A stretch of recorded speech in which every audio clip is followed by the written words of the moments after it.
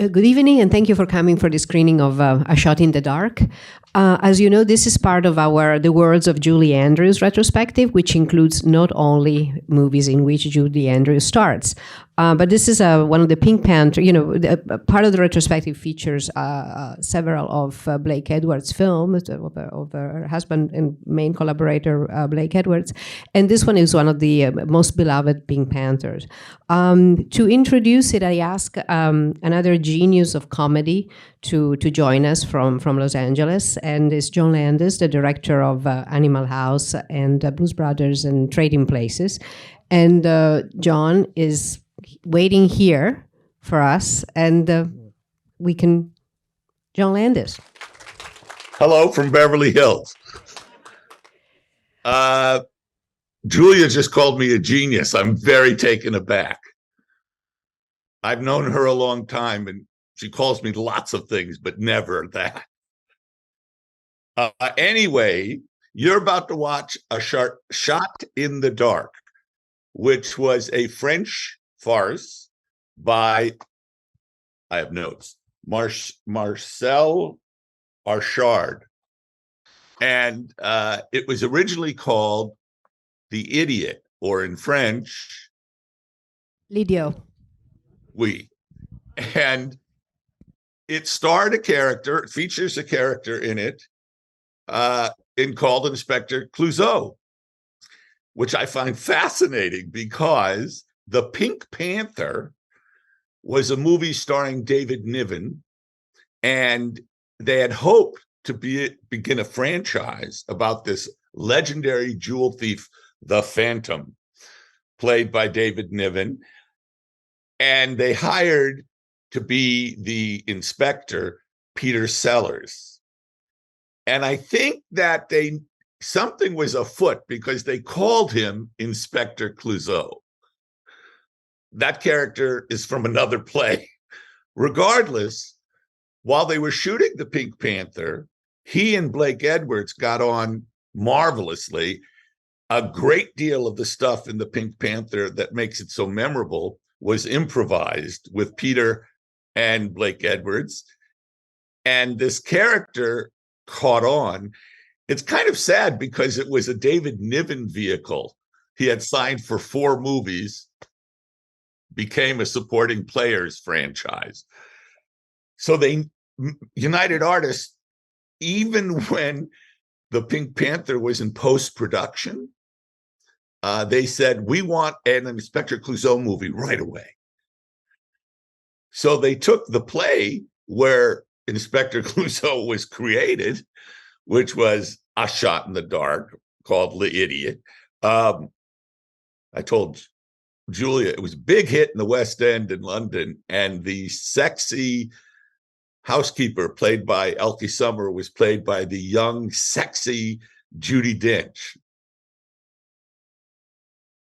In any case, it's a classic French farce. And Blake Edwards, it's a long history because I got into this whole thing. It was fascinating. They bought that play, and it was going to be directed by Anatole Litvak, very different director than Blake Edwards. And a screenplay was written by Norman Krasna, who wrote a lot of funny comedies, and I forgot the other guy. Peter Sellers hated it. He hated it. So it's a complicated story, but Peter Ustinov had been signed to star in the movie version of the play, and they called it A Shot in the Dark, with Ava Gardner. And when Ava Gardner quit, Peter Sellers quit. Peter Ustinov. Peter Ustinov, thank you. That's why Giulia's here. Anyway, because Ustinov walked off, he was available to take a part turned down by Sellers in Topkapi, which is a wonderful movie you should see. In it, with Jules Dassin's thief comedy. In any case, if you ever saw the Brian De Palma Mission Impossible, the whole sequence where Tom Cruise is suspended to steal the whatever it is lifted from Topkapi. In any case, Blake and Peter got on so well, and they had such a good time on the Pink Panther, much to David Niven's disappointment. UA and the Mearshes immediately wanted an Inspector Clouseau picture. So they just switched the whole thing around. They were in production so fast that both these movies, The Pink Panther and A Shot in the Dark, came out in 1964. In fact, A Shot in the Dark came out within months of The Pink Panther. Pink Panther was a huge hit. Shot in the Dark was a huge hit, and it inspired many sequels. But making A Shot in the Dark, Peter and Blake grew to loathe one another. Blake Edwards was a very funny, powerful man who liked to run his sets. And Peter Sellers was what she said, Peter was a real genius. He was also deeply emotionally disturbed, quite crazy, and very difficult. And by the end of A Shot in the Dark, they hated each other. Obviously, they got over it because they made many other pictures together. Not many, but they made more pictures together, including The Party and more Pink Panthers. The bottom line is the movie you're about to see is probably the best of the Pink Panthers, only because it's a classically structured French farce that begins. Blake gives you a very elegant shot that goes on for some time of lovers sneaking around this big chateau, going in and out doors and up and down stairs, and even in and out windows. And they establish who's where, although, believe me, you'll be very confused. He enjoyed Peter Sellers so much. Because of Bruce Lee, martial arts was now a big thing in Hollywood.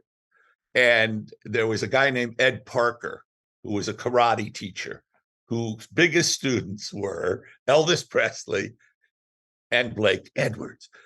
So Blake wanted to put karate in the movie. And you come up with this insane character, Kato, whose job is to attack him when he least suspects it. It's interesting because Kato always gets the worst of it. It's a strange movie. I got to tell you, it's a very odd movie, but there are wonderful things in it, including George. My mind is gone.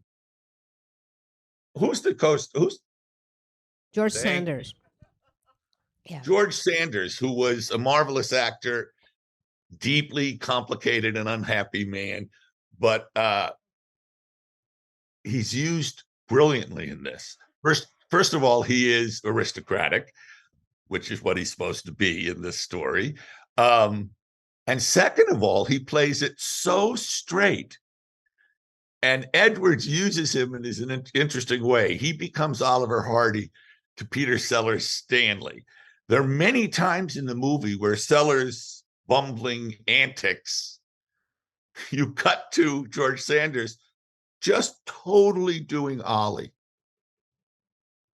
Just totally never breaking, just watching. He even gets involved in some slapstick at a pool table. That's pretty good. I admire the performance of George Sanders in this movie very much.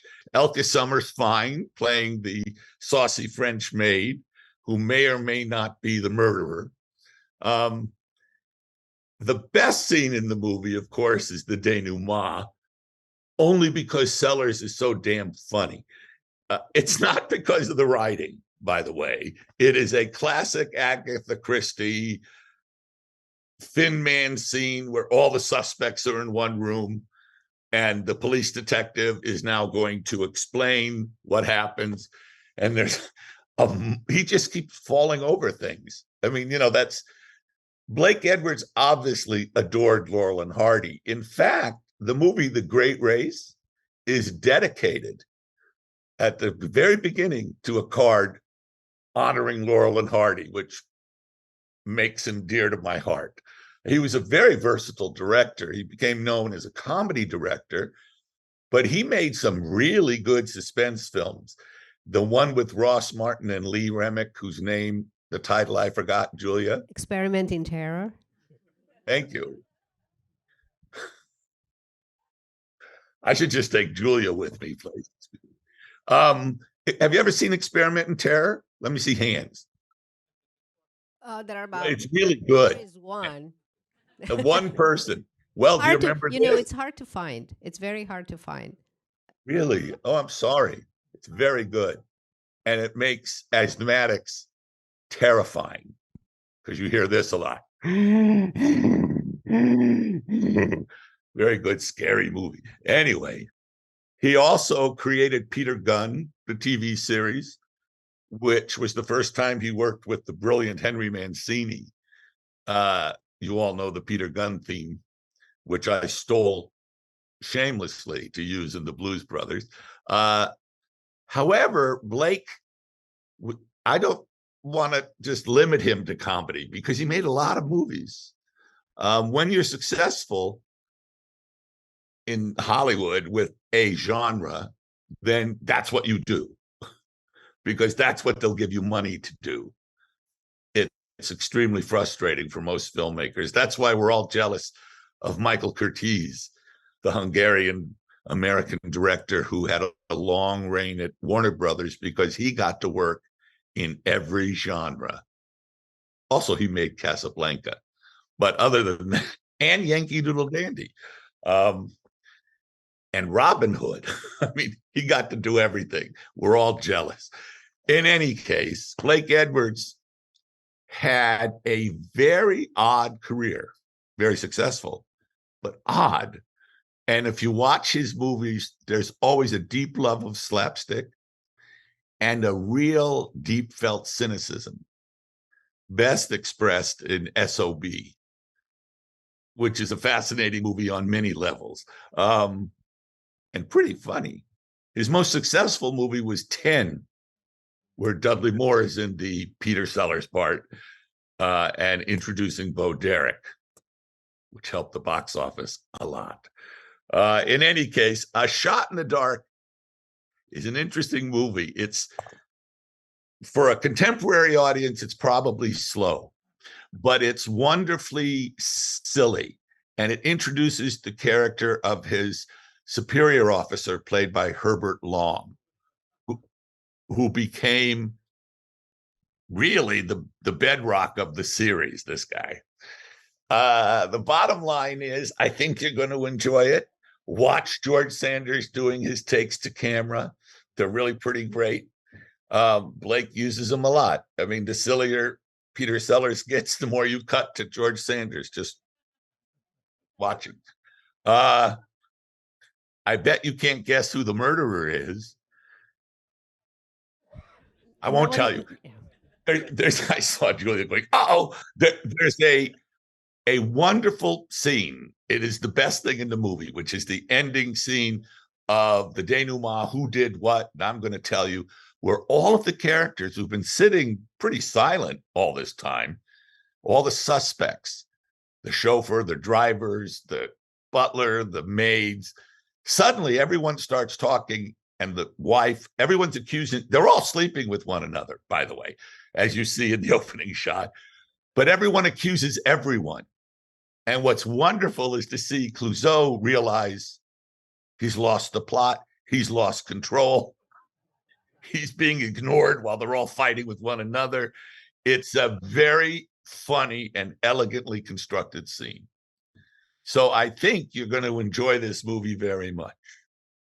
And how's the house, Giulia? The house is very good, and they're all very happy about having you here. And Very about good. seeing I the meant, film. how full? 80%, 75%. Oh, Yeah. oh, that's excellent. Yeah. I want you to know you're very lucky to have Giulia program this theater. This Sag Harbor thing wouldn't exist without her. And She really, I've known her a long time through the Torino Film Festival and the Venice Film Festival. That's it. That's it. Cut. And I really like this moment of making her extremely uncomfortable. Anyway, Blake Edwards was a remarkable filmmaker. Peter Sellers was a handful, but truly brilliant. I can tell you one little story that has nothing to do with anything. When you see Cato, he's played by a guy named Bert Kwok. Bert Kwok was the only, or I don't know what you call him, Asian, whatever the correct term is. He was the only Asian member of British Equity. That's why he's Cato. And that's why he's in hundreds of English movies. Whenever they need like an evil Chinese guy or a good Chinese guy, it's either get me Christopher Lee or Bert Kwok if they needed a real one.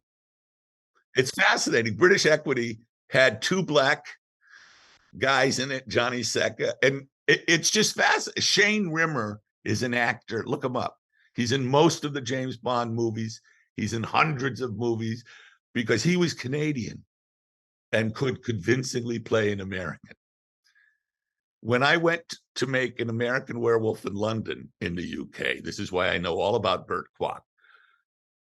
I wanted the extras, who all had to be members of Equity, to represent the population of 1980 London, which had lots of Pakistanis, lots of Indians. There were Jamaicans and Africans and Chinese and Japanese, but British Equity didn't have any. That's why famously, when you see Star Wars, there are no minorities in outer space. They're all Caucasian. And that was because when George said, I needed 20 extras, that's what you got. And I said, no, I need people of color. They're just extras. Nope, they're not in Equity. They offered me Bert Kwok, who I met with and was a very charming and funny guy. He said, thank God for the Pink Panther movies, or I'd basically be working in a Chinese restaurant, is what he said. In any case, that's no longer true. So that's the good news. Talk about a segue. This is a wonderful movie with huge sets, something they don't do anymore. You see the exterior of a real chateau, but then it's basically all on a stage. The nudist colony, the gardens. Give it away. I can't believe What am I giving away? The nudist colony? Come on. It's a surprise. Did you not know there was a nudist colony in this movie? They didn't. I'm shocked. It was the poster. The poster was Elke Summer and Peter Sellers hiding behind a guitar. Enough reveals. Enjoy. Thank you, John. Thank you.